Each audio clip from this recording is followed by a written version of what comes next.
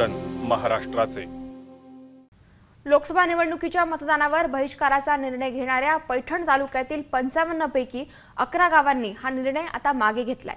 या प्रकरणी आमदार बच्चू कडूंनी केलेल्या मध्यस्थीला यश आले।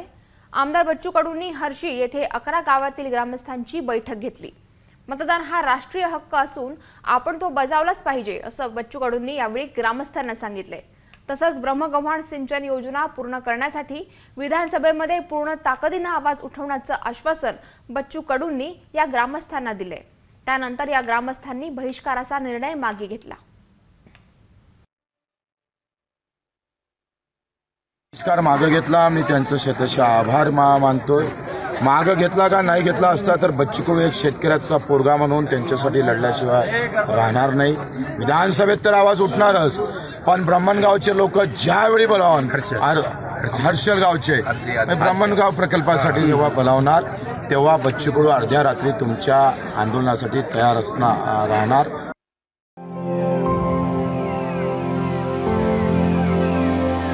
AM न्यूज स्पंदन महाराष्ट्राचे।